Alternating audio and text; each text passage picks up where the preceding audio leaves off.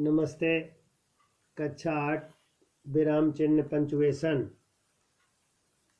विराम का अर्थ है रुकना। भाषा में अपने विचारों एवं भावों को सही ढंग से प्रकट करने के लिए हमें कुछ स्थानों पर थोड़ा या अधिक समय के लिए रुकना पड़ता है। इन रुकने वाले स्थानों पर जिन चिन्हों का प्रयोग होता है उन्हें विराम चिन्ह कहते हैं। परिभाषा: भाषा को लिखते समय रुकने वाले स्थानों पर प्रयोग किए जाने वाले चिन्हों को विराम चिन्ह कहते हैं। विराम चिन्हों के प्रयोग से भाषा स्पष्ट एवं प्रभावशाली बन जाती है। विराम चिन्ह का उचित स्थान पर ही प्रयोग होना चाहिए। उचित स्थान पर प्रयोग न होने से वाक्य का अर्थ बिल्कुल बदल सकता है। जैसे खेलो मत पढ़ो, खेलो मत पढ़ो। विराम चिन्ह हिंदी में कुछ विराम चिन्ह इस प्रकार हैं: अल्प विराम, अर्ध विराम, पूर्ण विराम, प्रश्न सूचक चिन्ह, विस्मय सूचक चिन्ह, लाघव चिन्ह, उद्धरण चिन्ह, निर्देशक चिन्ह, कोष्टक चिन्ह, विवरण चिन्ह, योजक चिन्ह, हंस पद चिन्ह।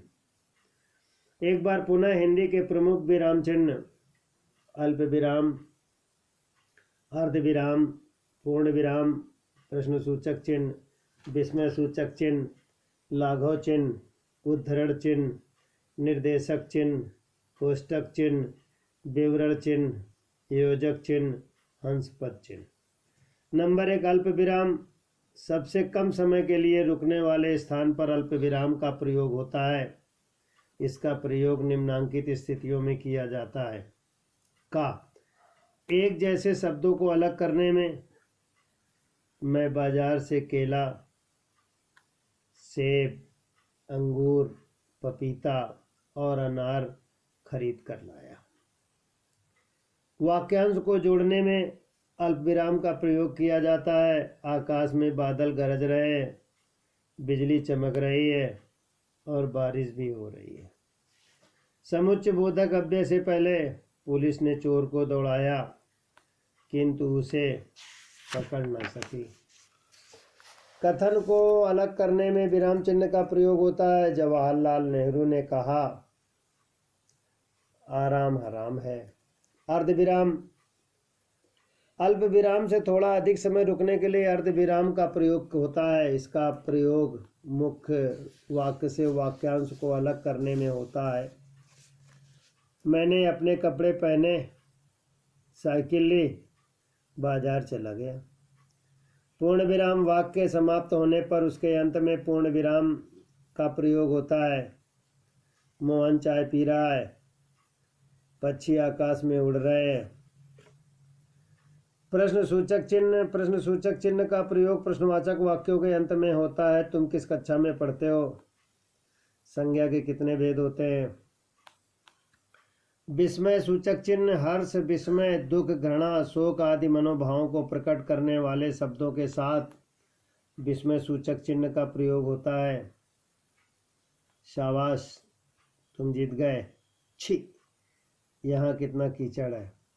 लाघव चिन्ह। शब्दों को संक्षिप्त रूप में लिखने के लिए लाघव चिन्ह का प्रयोग होता है। जैसे डॉक्टर, पंडित, डॉक्टर का डा, पंडित का पौ, उत्तर का ऊ। उद्धरण चिन्ह। उद्धरण चिन्ह दो प्रकार के होते हैं। इकहरा उद्धरण चिन्ह। वाक्य में पुस्तक, कवि, शीर्षक या उपनाम को लिखने के लिए इकहरे उद्धरण चिन्ह का प्रयोग होता है। जैसे रामधारी सिंह दिनकर हिंदी के प्रमुख कवि थे। कामायनी की रचना जयशंकर प्रसाद ने की। दोहरा उद्धरण चिन्ह। किसी के कथन को ज्यों का त्यों लिखने के लिए दोहरे उद्धरण चिन्ह का प्रयोग होता है। बाल गंगाधर तिलक ने कहा था, स्वराज्य हमारा जन्मसिद्ध अधिकार है। निर्देशक चिन्ह। संवादों में नाम के बाद तथा बात को स्पष्ट करने के लिए उदाहरण से पहले निर्देशक चिन्ह का प्रयोग होता है। जैसे अध्यापक आपके पिताजी का क्या नाम है? छात्र सर मेरे पिताजी का नाम श्री विमल वर्मा है।